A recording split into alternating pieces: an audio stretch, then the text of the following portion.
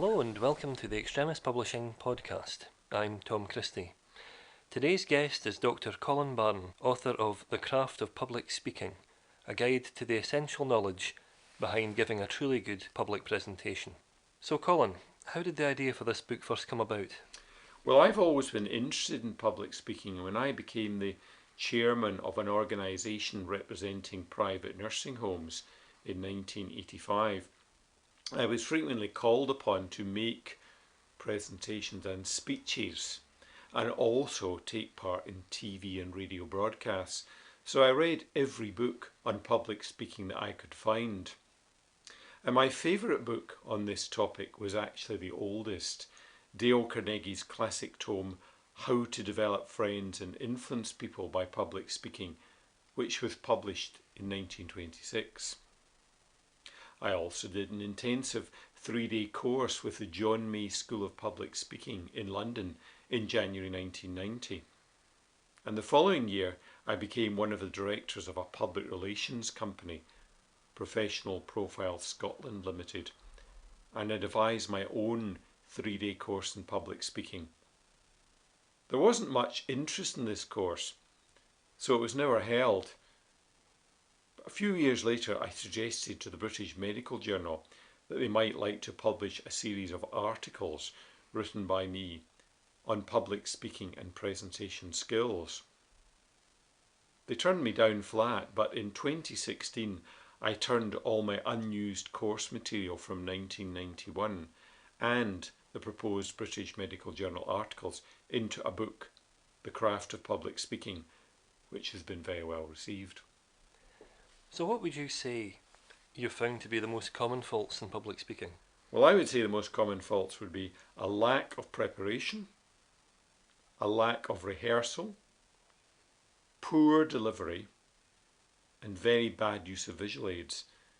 But a lack of structure is probably the most common fault. A good presentation should have a clear beginning, middle and end. My own preferred method is to start off with what I call an opening hook, which can be some kind of dramatic statement or rhetorical question. Then I make a brief summary of what is to follow. Then I go through each of these points in the same order, fleshing them out considerably. And then, just before the end of the presentation, I summarise what I've said and end with something like a call for action or a punchy quotation, something like that. As a lay preacher once said, first I tell them what I'm going to tell them, then I tell them what I tell them, and then I tell them what I just told them. Signposting your presentation in this way makes it easier for the audience to understand what you've just said and helps them to remember.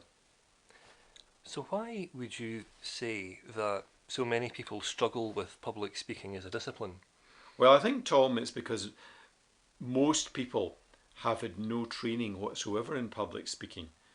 I mean, you wouldn't expect people to drive a car or fly a plane without extensive prior training.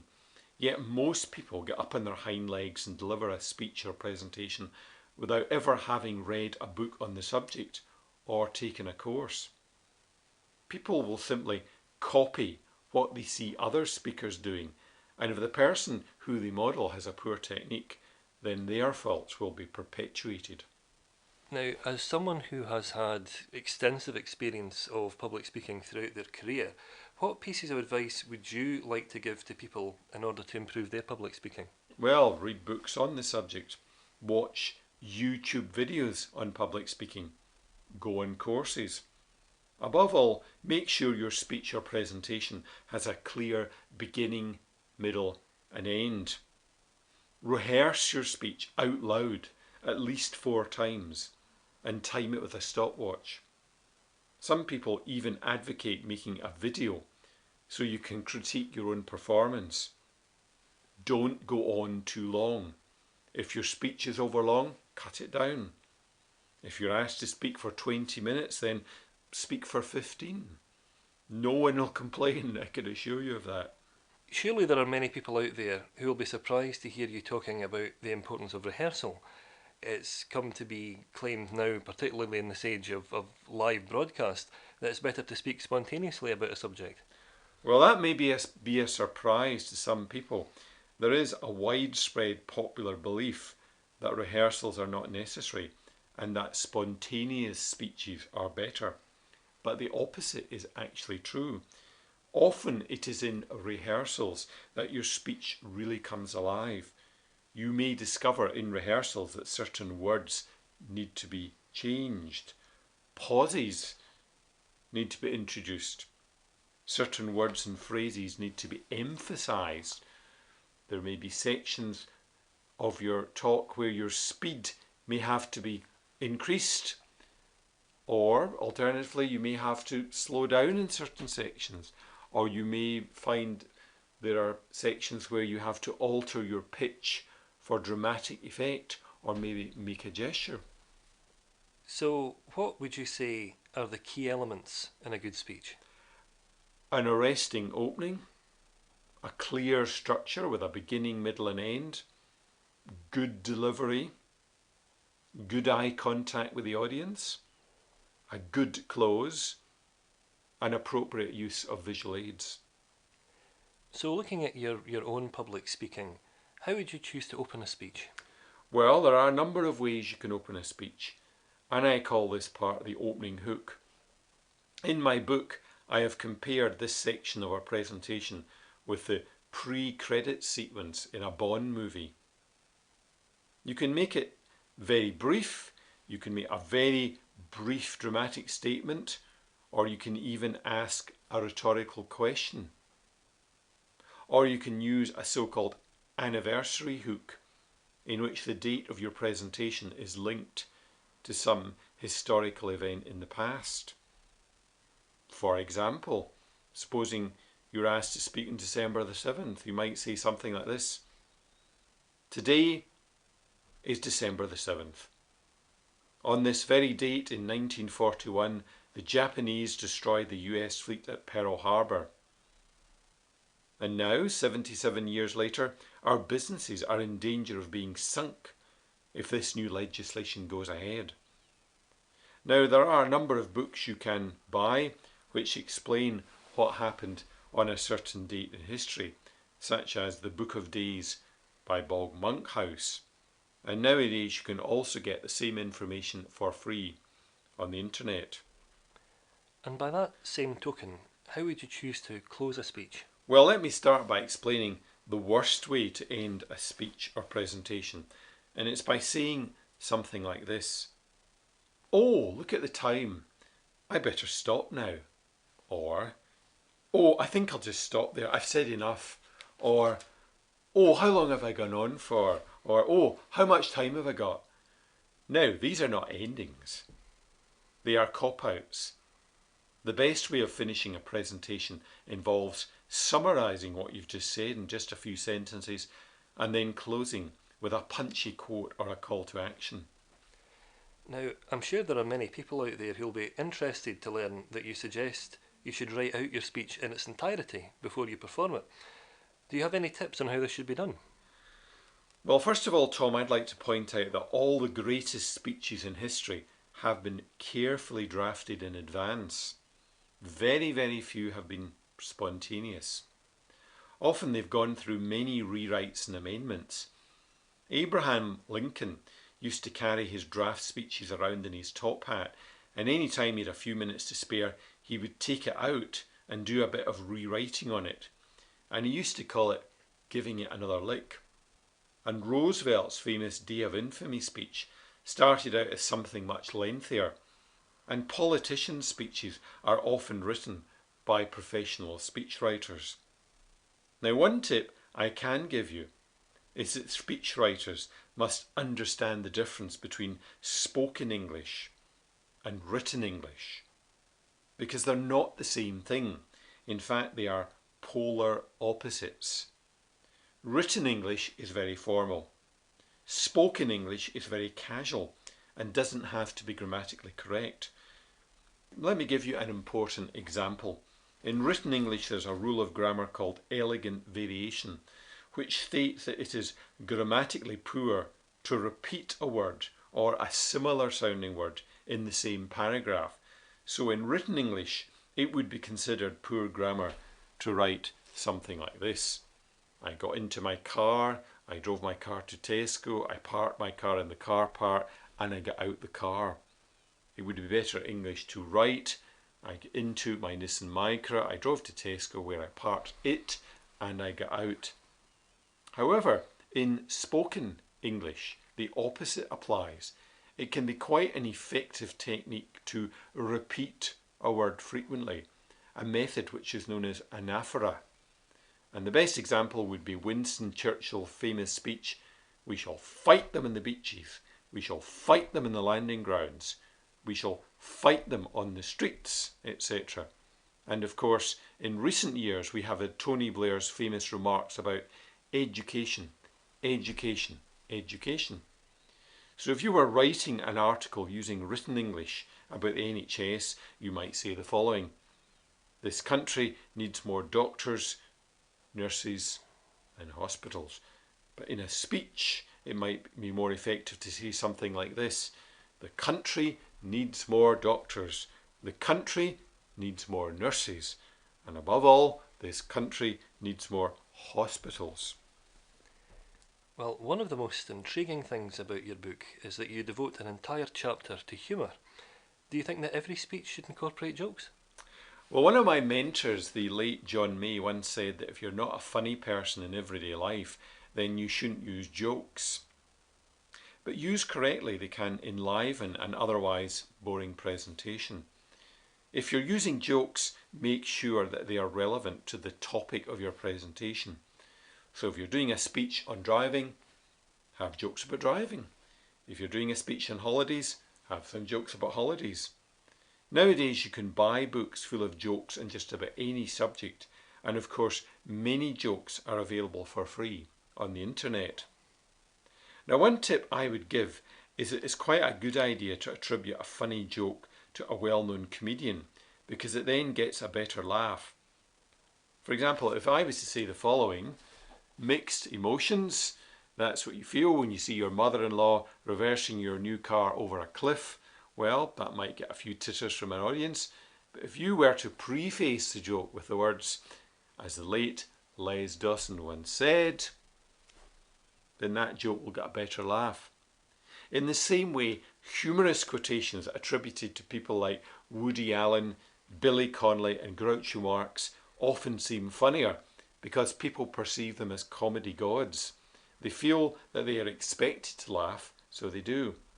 In the same way, profound quotations are better received if they're attributed to very famous people like Abraham Lincoln or Winston Churchill.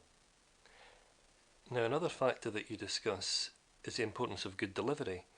What tips would you like to give the listeners for improving their delivery? Feel some emotion about what you're talking about and speak with fire in your belly. And don't speak in a constant monotone. You can vary the pitch and speed of your delivery. And pauses can be introduced for dramatic effect. I mean, for example, instead of saying, "Brexit will be a disaster, all our businesses will go bankrupt," it might be more effective to do it like this: "Brexit will be a disaster. All our businesses will go bankrupt." So you can see how introducing a pause makes it more dramatic, because people are just listening, waiting for you to say something of importance. It's a technique that's often used in acting. Before an actor makes a profound revelation during some dialogue, often the actor will introduce a pause for dramatic effect, during which he may perhaps use some facial expressions to increase the effect of what he's about to say. Another thing you can often do is use gestures with your hands and maybe even bang on the table to make a point. Another chapter which you include is on the subject of using props. What tips would you give on using props in a speech? Well, very simple props can make a presentation come alive, because you, the speaker, are no longer just a talking head. In my book, I've described a technique called physicalization, where I produce the object I am talking about. People will remember your use of props. I remember when I was a medical student, a consultant cardiologist gave us a lecture on the heart. To describe the elastic properties of heart muscle, he produced a large elastic band which he stretched between his hands. And more than 40 years later, I can still remember that. In the same way, models can be very effective as a prop. Now, of course, these days, infamously, many people rely on Microsoft PowerPoint as a visual aid in their presentations. What would you say are the common errors in using that technology? Well, I could probably write an entire book about the misuse of PowerPoint. And the first point I would make is that PowerPoint isn't always necessary. And I've seen many excellent presentations ruined by superfluous PowerPoints. The main problem is that with PowerPoint, it is so easy to put words on the screen that there's a great temptation to put vast amounts of text in front of the audience. A rule I have come across for slides is the so-called 4x4 rule. You should have no more than 4 bullet points in any one slide and no more than 4 words per bullet point. And I would also add that each of these bullet points should be revealed one at a time, not all at once. But what do most lecturers do? They put vast amounts of text on the screen that no one can possibly read. And while this awful, complicated slide is up, they talk about something else. So audience members have a choice of reading this dreadful slide or listening to the lecturer. They can't do both. So what usually happens is that they try and write down what's in the slide, but they fail at this task because it's quickly replaced by another equally complicated one after just 2 minutes, and they end up with nothing. I've also seen lecturers who put every word of their presentation, and I mean every word, on a large number of consecutive PowerPoint slides. They then stand with their back to the audience and read every slide out loud. Awful. It's terrible. Personally, I think using PowerPoint badly should be a criminal offence punishable by death. I think the correct way to use PowerPoint is to have as few slides as possible, and each slide should only have a few words in it, and if possible, pictures or photographs rather than words. And for goodness sake, don't scan an entire page of a textbook and put it on a PowerPoint slide. No one will be able to read it, and no one will understand it. You should think of PowerPoint slides as being like signs on a motorway, easy to understand with very small amounts of text. If motorway signs were like the average PowerPoint slide, there would be a pile up every 5 minutes. So, as someone who has delivered many different speeches over the years, Colin, is there any one particular presentation that stands out in your mind as being especially memorable? Well, I think there was one presentation I gave at a TFT conference in England, and this would be about 10 years ago. And it had a lot of humour in it, and I actually used a radio-controlled Dalek as a prop to open the presentation. This particular Dalek had a voice function, so I had questions that I asked the Dalek, and then it answered with these phrases which were actually quite funny. For example, I would say to the Dalek, so how would you describe us thought field therapy practitioners? And the Dalek replied, "We are the masters of Earth." And in a similar vein, I also remember the speech I gave at my mother's funeral a few years ago. It was a eulogy, and once again, I seem to have been obsessed with Daleks, but I was explaining how my mother had this very strange habit in that she didn't really understand answer phones, and that because answer phones were machines, she thought that to get them to work you had to speak to them like a Dalek. So she would leave a message like this: "This is your mother speaking. We will be arriving at Greenock Saturday morning at 10 o'clock. and you are very welcome to come for lunch. Well, thanks, Colin, for a very interesting overview of your book, which I must say, having read it myself, covers every possible point that really needs to be addressed about what is an incredibly important skill. Thank you very much for joining us today. No, thank you, Tom. Colin's book, The Craft of Public Speaking, can be ordered from all good online retailers and independent booksellers worldwide. Thank you very much for joining us. I hope that you'll tune in again soon.